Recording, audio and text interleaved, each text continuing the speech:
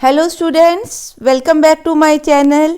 कैसे हैं आप लोग? और आई होप कि जो हमने मैट्रिक्स का लास्ट टॉपिक किया वो आपने कर लिया है। अगर उसमें कोई भी डाउट है तो आप मेरे को कमेंट सेक्शन में पूछ सकते हैं। आज हम कर रहे हैं मल्टीप्लिकेशन ऑफ द मैट्रिसेस। ठीक है, सो मल्टीप्लिकेशन ऑफ मैट्रिसेस क्या है?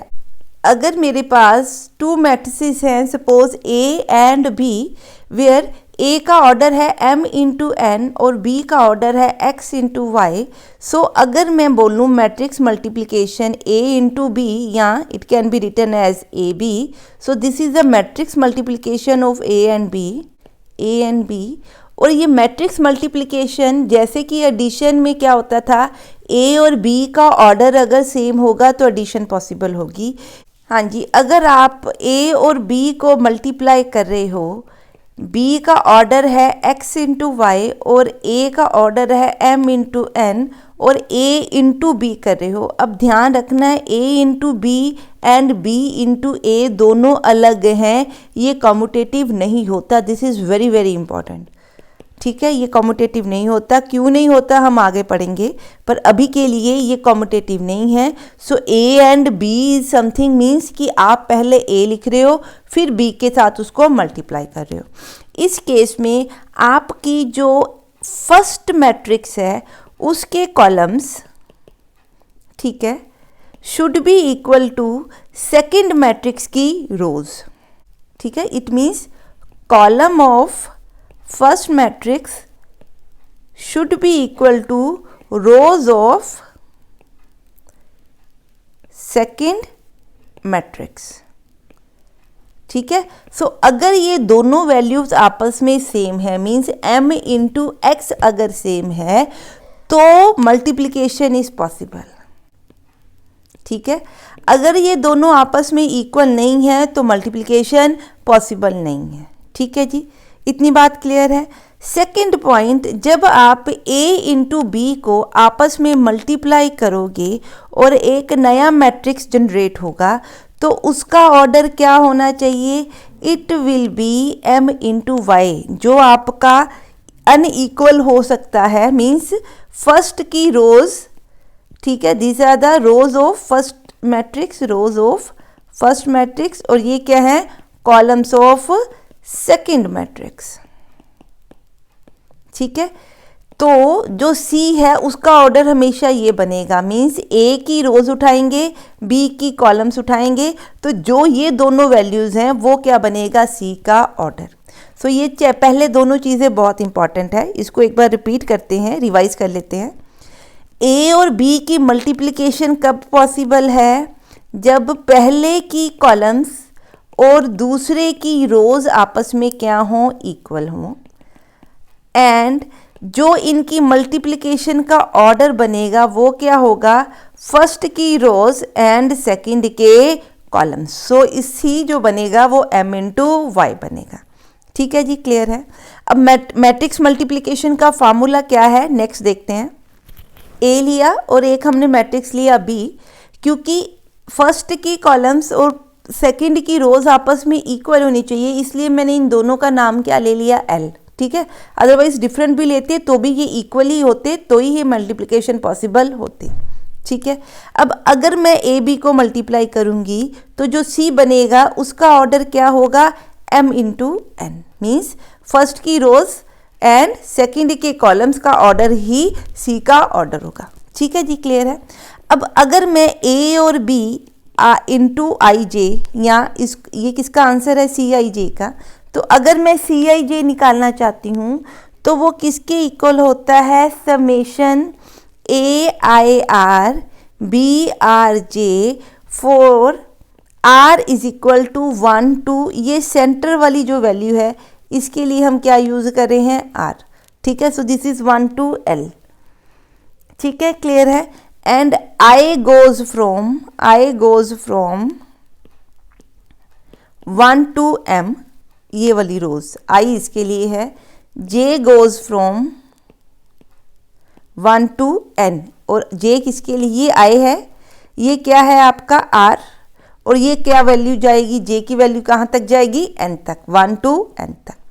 हाँ जी, यहाँ से देखने में ये कॉम्प्लिकेटेड लग रहा है तो हम एग्जाम्पल के साथ इसको समझते हैं। हाँ जी, यहाँ देखिए आपके ए का ऑर्डर क्या बन रहा है, सॉरी ए का ऑर्डर बन रहा है, नंबर ऑफ रोज कितनी है 1 और नंबर ऑफ कॉलम्स कितने हैं 3, तो ए का ऑर्डर क्या है 1 इंटू 3। बी का ऑर्डर क्या बन रहा है, नंबर ऑफ रोज कितनी है हमारे पास 3 एंड कॉलम कितने हैं 1। ठीक है, अगर मैं ए इंटू बी करना चाहती हूँ तो यहाँ लिखिए इनकी ऑर्डर। ठीक है, अब इसका मतलब ये दोनों चीज़ें आपस में इक्वल हैं, गिवन है, दिख भी रही हैं, तो ये पॉसिबल है कि हम इन मैट्रिक्स को क्या करें, मल्टीप्लाई। इज इक्वल टू क्या बनेगा, एक मैट्रिक्स सी और जिसका ऑर्डर क्या होना चाहिए, दिस इंटू दिस। ठीक है, सो ये क्या बनेगा 1 क्रॉस 1। 1 क्रॉस 1 का मतलब एक रो एक कॉलम, इसका मतलब सी में सिंगल एलिमेंट होगा। ठीक है, अगर मैं ये वाली मल्टीप्लिकेशन करूँगी। ठीक है, अब अगर मैं मल्टीप्लिकेशन का फॉर्मूला यूज़ करूं तो मैंने अभी फार्मूला क्या लिखा था, c is equal to summation r is equal to 1 to ये सेंटर वाली value r is equal to 1 to 3। ठीक है, क्या लिखेंगे a i r into b r j, where i जाएगा कहाँ से, ये रोज हैं आपकी, सो i चलेगा 1 तक। ठीक है, और j कहाँ तक जाएगा, यहाँ तक, तो j भी क्या चलेगा 1।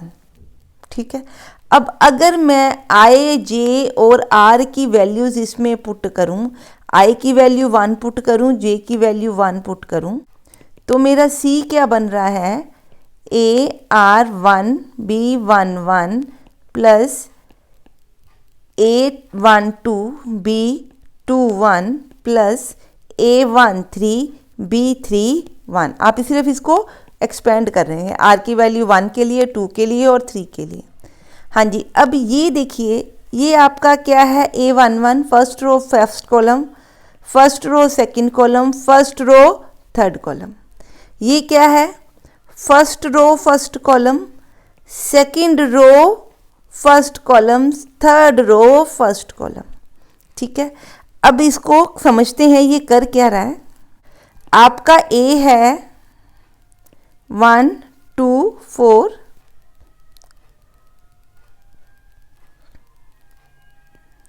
और B क्या है 5 6 7। अब मैं कर रही हूँ A11 B11, इसका मतलब 1 एंड 5।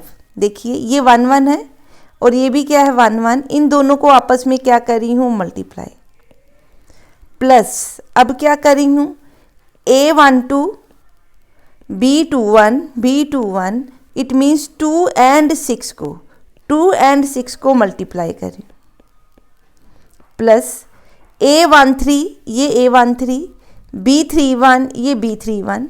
ठीक है, इन दोनों को आपस में क्या करी हूँ मल्टीप्लाई। ठीक है, जो भी आंसर आ रहा है इसका, ठीक है, वो हमने क्या कर देना है store, so that will be 45, sorry 1 minute, it will B, हाँ ठीक है, इट मीन्स आंसर क्या बना 45। सो जो मेरे सी का आंसर है वो सिर्फ क्या बनेगा 1 ओनली 45, और इसका ऑर्डर देखिए क्या है 1 क्रॉस 1। ठीक है, अब इसको अगर मैं आपको एक्सप्लेन करना चाहूँ कि बिना फार्मूला के आप इसको कैसे यूज़ करोगे, तो करना आपने क्या है, पहले मैट्रिक्स की फर्स्ट रो लेनी है, उसको अगले मैट्रिक्स के फर्स्ट कॉलम के साथ कॉरस्पॉन्डिंग एलिमेंट्स को आपस में क्या करना है मल्टीप्लाई। कॉरस्पॉन्डिंग का क्या मतलब, इसकी फर्स्ट रो, इसका फर्स्ट कॉलम, इनके कॉरस्पॉन्डिंग एलिमेंट्स आपस में क्या कर देने हैं मल्टीप्लाई। जो आंसर आएगा वो सी की फर्स्ट रो और फर्स्ट कॉलम में जाके क्या कर देंगे स्टोर, और इनका आंसर के बीच में क्या है प्लस। ठीक, हाँ जी, इस सब में देखते हैं हमें क्या दिया है, ए दिया है 2:3, बी दिया है क्या 3:2, फर्स्ट के कॉलम्स सेकंड की रोज आपस में इक्वल है, देयरफॉर मल्टीप्लिकेशन क्या है पॉसिबल है। ठीक है, फर्स्ट पॉइंट ये हो गया। सेकंड पॉइंट, जो इसकी मल्टीप्लिकेशन का आंसर होगा उसका ऑर्डर देखिए क्या होगा, फर्स्ट की रोज इनटू सेकंड के कॉलम्स, सो इसका मतलब सी जो है उसमें कितने एलिमेंट्स हैं, 2 क्रॉस 2 मीन्स 2 रोज 2 कॉलम्स। तो जो मेरा सी बनेगा उसमें 2 रोज बनेंगी और 2 कॉलम्स बनेंगे। ठीक है, इतनी बात क्लियर है। अब इसको मल्टीप्लाई करते हैं कि करेंगे कैसे। अब आप क्या करोगे, आप पहले ए की पहली रो उठाओगे, फर्स्ट रो को बी के फर्स्ट कॉलम के साथ क्या करोगे, मल्टीप्लाई। ठीक है, फर्स्ट रो फर्स्ट कॉलम, तो जो भी इन दोनों का आंसर होगा वो इसकी फर्स्ट रो फर्स्ट कॉलम में क्या हो जाएगा, स्टोर। ठीक है, अब करना क्या है, इनके कॉरस्पॉन्डिंग आंसर्स को आपस में क्या करना है, मल्टीप्लाई और प्लस कर देना है। It means 1 into 1 plus 2 into 4 plus 5 into 5। ठीक है, तो ये बना 1 + 8 + 25, so that is equal to I think so 34। इसका मतलब ये आपका जो ये सम करके आंसर बना, ये किसका आंसर है, C1 and 1 का, C11 का। ठीक है, तो ये C11 की जगह पे आपने क्या कर दिया, स्टोर। अब हमने क्या करना है, अभी हमने B के कितने कॉलम लिए, पहला कॉलम लिया, अभी दूसरा कॉलम और लेना है। ए की अभी रो नहीं छोड़नी, रो पहली के लिए बी के सारे कॉलम ट्राई करने हैं। ठीक है, ये रो है आपकी पहली, इसके लिए बी का सेकंड कॉलम क्या है, 2 3 -1। अब इसका मतलब ऑर्डर क्या बना, 1, 2। इट मीन्स मैं कौन सी पोजीशन की बात कर रही हूँ, 1, 2 C12 की बात कर रही हूँ। यहाँ पे जाके आंसर क्या होगा, स्टोर होगा। स्टोर क्या होगा, फर्स्ट रो के एलिमेंट्स और सेकंड कॉलम के एलिमेंट्स, इनको और इनको आपस में क्या करना है, मल्टीप्लाई। 1 into 2 प्लस करेंगे 2 into 3 प्लस करेंगे 5 into -1। ठीक है, तो ये आपका आंसर बना 3। इट मीन्स C12 की जगह पे क्या आ जाएगा आपका 3। ठीक है, क्लियर है। अब क्योंकि आपने दोनों कॉलम बी के कर लिए, किसके लिए, ए की फर्स्ट रो के लिए, ए की फर्स्ट रो के लिए बी के दोनों कॉलम हो गए, तो डन है। ठीक है, अब हमने क्या करना है, ए की सेकंड रो लेनी है। ठीक है, सेकंड रो, इसके लिए फर्स्ट कॉलम लूंगी बी का। ठीक है, बी का पहले क्या लूंगी, फर्स्ट कॉलम। 1 मिनट, इसको दोबारा लिख लेते हैं। ए की सेकंड रो के लिए बी का फर्स्ट कॉलम ले रही हूँ, क्रॉस मल्टीप्लाई कर रही हूँ। ऑर्डर देखो, पोजीशन कौन सी आ रही है, second row first column, second row first column. ये मतलब मैं किसके लिए डाटा लिख रही हूँ, C21 के लिए। ठीक है, तो यहाँ पे आंसर आना चाहिए, क्या आएगा, कॉरस्पॉन्डिंग वैल्यूज़ को आपस में क्या करें हैं, मल्टीप्लाई। सो ये बना 3 + 4 into 4 16 + 6 into 30 30, सो 46 + 3 49। तो यहाँ आपका आंसर क्या बना, 49। ठीक है, अब देखें सेकंड रो, और इसके लिए इसके सारे कॉलम देखने हैं। फर्स्ट कॉलम देख लिया, तो अब मैं इसका कौन सा कॉलम देखूंगी, सेकंड कॉलम। तो अब मैं क्या देखना चाहती हूँ, second column. So second column B का क्या है, 2 3 -1। सो इसको इसके साथ मल्टीप्लाई करेंगे, क्या बना, 6 + 3 into 4 12 + 6 into -1 -6। तो आंसर क्या बना, 12। ये किसका आंसर है, रो नंबर सेकंड है और कॉलम नंबर भी क्या लिया है, सेकंड। इसका मतलब ये जो आपने आंसर निकाला ये किसका, C22 का। So this is 12। ठीक है, तो बन गया आपका C is equal to A cross B, where C का ऑर्डर क्या है, 2 into 2। ठीक है जी, क्लियर है। आई होप कि जो हमने ये मैट्रिक्स मल्टीप्लिकेशन किया है ये आपको समझ आ रहा है। इसको एक और एग्जाम्पल के साथ प्रैक्टिस करते हैं। ए का ऑर्डर देखिए क्या है, 3 into 2। बी का ऑर्डर क्या है, 2 into 4। फर्स्ट के कॉलम सेकंड की रो आपस में मैच करते हैं, तो मैट्रिक्स मल्टीप्लिकेशन पॉसिबल है। सो सी का आंसर किसके इक्वल का ऑर्डर क्या होना चाहिए, सी विल बी क्या, फर्स्ट की रोज इंटू सेकेंड के कॉलम्स, सो 3 इंटू 4 बनेगा। ठीक है, इट मीन्स इसमें 3 रोज बनेंगी और 4 क्या बनेंगे, कॉलम्स बनेंगे। ठीक है, सो अब हम जो मैट्रिक्स मल्टीप्लिकेशन करेंगे वो पहले में ही कर रहे हैं। अब मैं क्या निकालना चाहती हूं, पहले C11। ठीक है, सो C11 का क्या मतलब, ए की रो और बी का क्या लिखूंगी, कॉलम 1। ठीक है, इसका मतलब ए की रो नंबर 1 और बी का कॉलम नंबर 1, इन दोनों को आपस में क्या करना है, मल्टीप्लाई, मतलब इसको इसके साथ। ठीक है, कॉरस्पॉन्डिंग मल्टीप्लिकेशन करके एलिमेंट्स को क्या करेंगे, ऐड। तो मैं यहाँ पे लिख रही हूँ C11 की जगह पे क्या लिखूँ, 1 इंटू 1, इसको इसके साथ मल्टीप्लाई कर रहे हैं, 4 को -1 के साथ मल्टीप्लाई कर रहे हैं, तो ये आपका आंसर बना। ठीक है जी, क्लियर है। सेकेंड एलिमेंट देखिए क्या है, C12। C12 का मतलब रो कौन सी है, 1, और कॉलम कौन सा है, 2। सो रो अभी भी मैंने क्या लेनी है, 1, और कॉलम कौन सा लेना है, अब 2। इट मीन्स क्या ले रही हूँ, 1 4 एंड 2 0। इनके कॉरस्पॉन्डिंग एलिमेंट्स ऐड करें, मल्टीप्लाई करके क्या करेंगे, ऐड करेंगे, तो C12 बनना चाहिए। ठीक है, तो मैंने क्या लिखा, 2 इंटू 1 प्लस 4 इंटू 0। ठीक है जी, क्लियर है। अब अगला एलिमेंट देखिए क्या लिखा है, C13। 13 का मतलब रो कौन सी उठाऊं, फर्स्ट। ठीक है, फर्स्ट रो क्या है, A4, फर्स्ट मैट्रिक्स की रो उठा लेनी है, और कॉलम किसका उठाना है, सेकंड मैट्रिक्स का। कौन सा कॉलम उठाऊं, थर्ड, मीन्स 3 4। ठीक है, तो इन दोनों को आप आपस में मल्टीप्लाई करेंगे, 1 इंटू 3, 4 इंटू 4। ठीक है, तो क्या आंसर बना 13 का, 1 इंटू 3 प्लस 4 इंटू 4। सिमिलरली आप C14 निकालेंगे। C14 के लिए रो कौन सी उठा रहे हैं, फर्स्ट, कॉलम कौन सा उठा रहे हैं, फोर्थ कॉलम क्या है, 1 इंटू 2, सॉरी 1,2। तो इनकी कॉरस्पॉन्डिंग एलिमेंट मल्टीप्लाई करके आपस में क्या करेंगे, प्लस। हाँ जी, अब हमने कौन सा निकालना है, 2 इंटू 1 का, 2 2, C23 एंड C24। ठीक है, सो C21 का क्या मतलब है कि हमने रो नंबर कौन सी लेनी है, 2, और कॉलम कौन सा लेना है।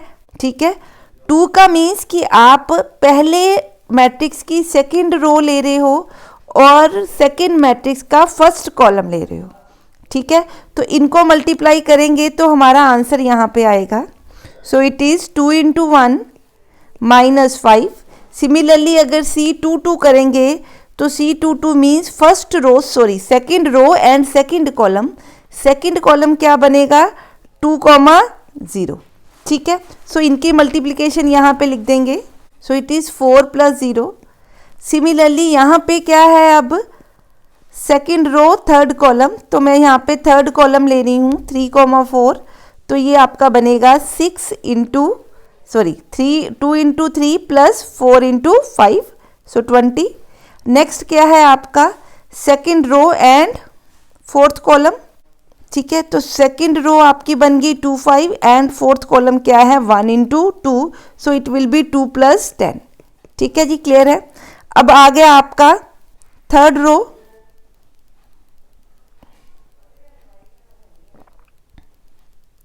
अब third row first column, third row second column, third row third column, third row fourth column.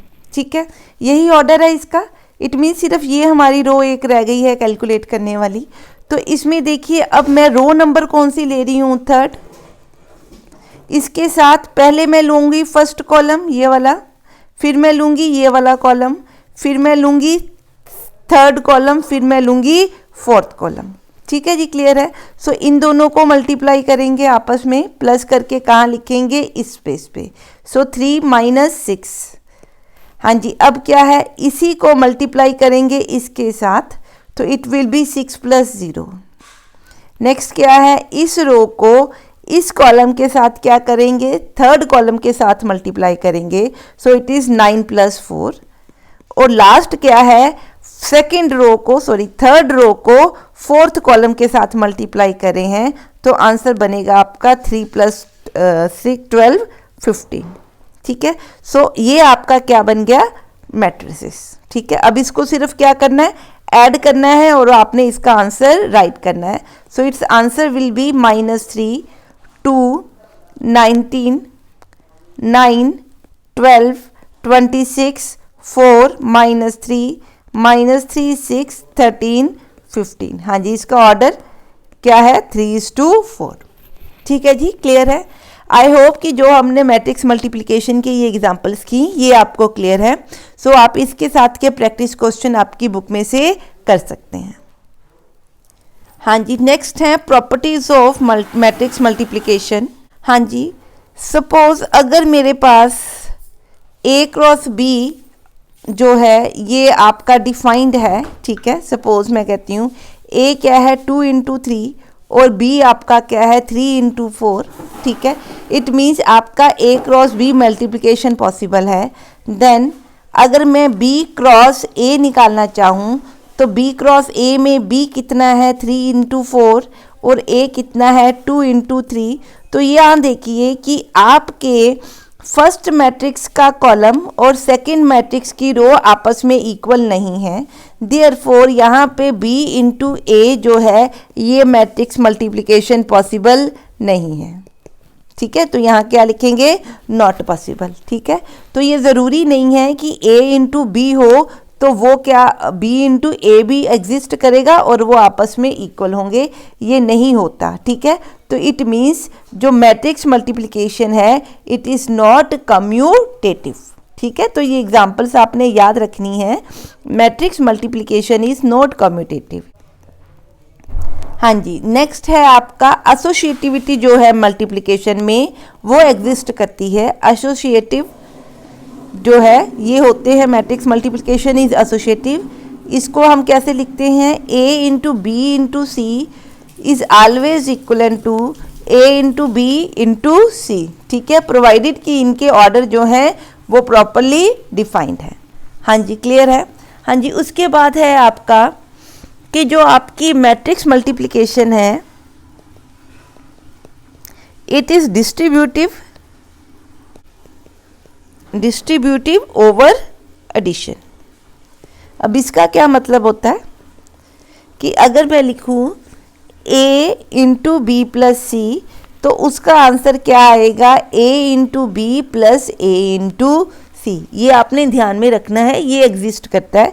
इसी तरह अगर ये इस तरह से लिखा हो तो राइट हैंड साइड से भी मल्टीप्लिकेशन आपकी पॉसिबल है। आपने ऑर्डर चेंज नहीं करना, आपने इसको ऐसे C × B नहीं लिख देना। ठीक है, सो ये आपने ध्यान में रखना है, ये पॉसिबल नहीं है, ये आपका पॉसिबल है। ठीक है जी। हाँ जी, नेक्स्ट है आपकी आइडेंटिटी। A अगर कोई M × N मैट्रिक्स है, ठीक है, क्लियर, तो आप कोई भी मैट्रिक्स ले सकते हो IN हमने क्यों लिया, क्योंकि जो ऑर्डर आपका यहाँ पे आपके कॉलम्स हैं फर्स्ट मैट्रिक्स के उतनी ही रोज़ किस में होनी चाहिए, आइडेंटिटी मैट्रिक्स के कॉलम में रोज़ में होनी चाहिए। इसलिए हमने इसको क्या लिखा IN। इसको देखते हुए यहाँ क्या लिखा IN। और आइडेंटिटी मैट्रिक्स हमेशा क्या होता है, स्क्वायर मैट्रिक्स होता है। सो अगर इनकी मैं प्रोडक्ट लूँ तो जो भी नया बनेगा वो भी क्या बनेगा, आपका A ही बनेगा। और उसका ऑर्डर आप क्या देखिए क्या बनेगा, M × N। ठीक है, so A × I is equal to I × A is equal to A। ठीक है, सो ये आपने ध्यान में रखना है। जब आप A × I लिख रहे हो तो यहाँ I क्या होगा, N। जब आप लिख रहे हो I × A तो यहाँ I का ऑर्डर क्या हो रहा है, M। सो ये इतनी सी चीज़ आपने ध्यान में रखनी है। पर A का जो ऑर्डर है वो हमेशा दोनों केसेस में क्या बन रहा है, M × N, मतलब this is a identity matrix. हाँ जी, क्लियर है। हाँ जी, अब है कि अगर मेरे पास दो मैट्रिक्स की मल्टीप्लिकेशन क्या है, 0 है या नल मैट्रिक्स है, ठीक है, तो क्या होता है कि उनमें से नेक्स्ट प्रॉपर्टी है product of to matrices is a null matrix, then it is not necessary that either of them is a null matrix. अब इसका क्या मीनिंग है? सपोज अगर मेरे पास दो मैट्रिक्स हैं m into n into b n into l, तो अगर इसकी प्रोडक्ट क्या है, ज़ीरो मैट्रिक्स बन रही है of order m into l, तो इसका मतलब ये नहीं है जैसे जनरली हम मैथ्स के नॉर्मल में करते हैं, अगर a and b is equal to zero है तो इधर a ज़ीरो होगा और b ज़ीरो होगा एंड बोथ कैन बी और बोथ कैन बी ज़ीरो। ठीक है, सो ये यहाँ पे ज़रूरी नहीं है, हो सकता है कि ए भी आपका क्या हो, नॉट नल हो, एंड बी भी आपका क्या हो, नॉट नल हो। ठीक है, इसकी एक एग्जांपल देखते हैं। सपोज मेरे पास ए है 1 0 0 0 और बी है आपके पास 0 1 0 0। ठीक है, अगर मैं इसकी प्रोडक्ट देखूं तो इसकी प्रोडक्ट बनेगी इस तरह से। ठीक है, फर्स्ट रो को फर्स्ट कॉलम से, फर्स्ट रो को सेकंड कॉलम से, फिर सेकंड रो को फर्स्ट कॉलम से, फिर सेकंड रो को सेकंड कॉलम से। अगर हम मल्टीप्लाई करके इसका आंसर निकालें तो बच्चे इसका आंसर क्या बन रहा है, 0 0 means null matrix of order 2 into 2। But यहाँ पे ना तो a 0 है ना b 0 है। ठीक है, सो आपने ये ध्यान में रखना है। दूसरी चीज़, अगर a इंटू बी 0 है, इट डजेंट मीन कि b इंटू ए भी क्या होगा, 0। जैसे सपोज अगर a मेरे पास है 1 0 0 0 एंड b है मेरे पास 0 0 0 1। ठीक है, सो ए भी इस केस में अभी हमने निकाला कितना आ रहा है, 0 0 0 मीन्स नल मैट्रिक्स।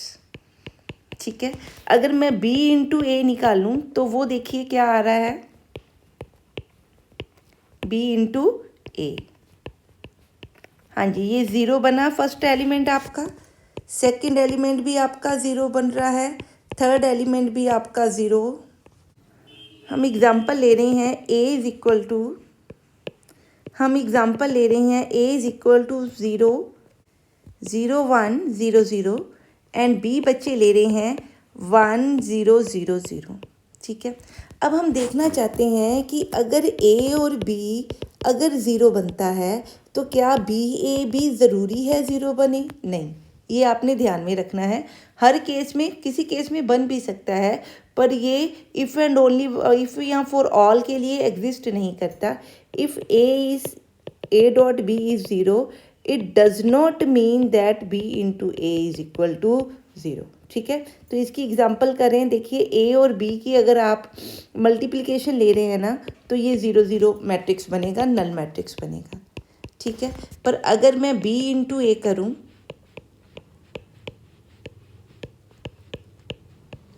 तो आप इसका आंसर देखिए, पहली टर्म आपकी 0 बनेगी, पर जब आप फर्स्ट रो सेकंड कॉलम को मल्टीप्लाई करोगे तो यहाँ आंसर 1 बन रहा है।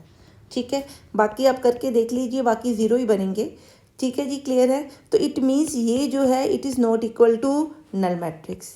ठीक है, सो ये ज़रूरी नहीं है। ये बेसिक से कॉन्सेप्ट्स हैं जो आपने ध्यान में रखने हैं।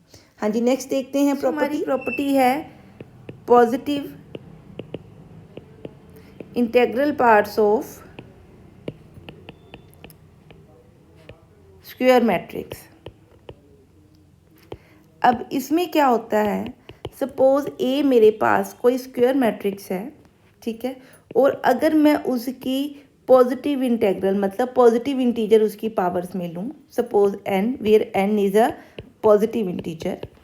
ठीक है, तो इसको हम क्या लिख सकते हैं, a n minus 1 into A, means कि पहली n माइनस 1 मल्टीप्लिकेशंस इंटू मैं क्या लिख सकती हूँ, a लिख सकती हूँ इसको। ठीक है। या suppose a raise to power n+1 है तो it can be written as an into A, ठीक है। और a² is equal to a into a³ is equal to a² into A and so on. इस तरह से आप ले सकते हो। अगर आपके पास मैट्रिक्स में कुछ इस तरह से दिया हो तो इस केस में, स्क्वायर मैट्रिक्स के केस में, मैं क्या लिख सकती हूँ कि a raise to power m+n is equal to a raise to power m into a raise to power n where a is a square matrix. ये आपने ध्यान में रखना है, ठीक है जी, क्लियर है। सो ये प्रॉपर्टीज़ आगे जाके यूज़ भी होंगी।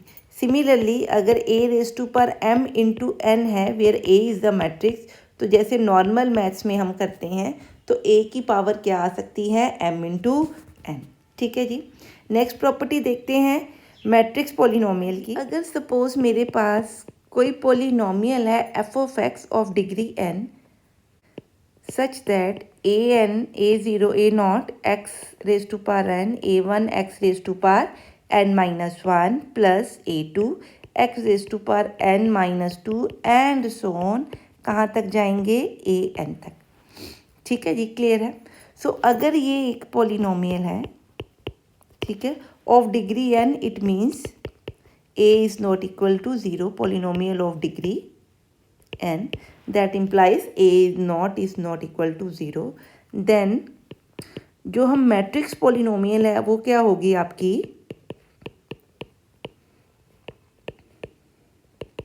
मैट्रिक्स पॉलिनोमियल क्या होगी, अगर मैं x की जगह पे a एक मैट्रिक्स डाल दूं where a is a square matrix. ये ध्यान में रखना है, we are talking about a square matrix here, ठीक है। सो अगर x की जगह पे मैं क्या डाल दूं, a डाल दूं, सो ये आपकी क्या बन गई, मैट्रिक्स पॉलिनोमियल, ठीक है। इसके साथ के हम कुछ क्वेश्चंस आगे करेंगे भी, ठीक है जी, क्लियर है। तो यहाँ पे जो हमारे पास है वो क्या लगेगा, अगर a का ऑर्डर m इंटू n है तो मैट्रिक्स का ऑर्डर भी क्या लगाएंगे, n इंटू n। हाँ जी, क्लियर है ये।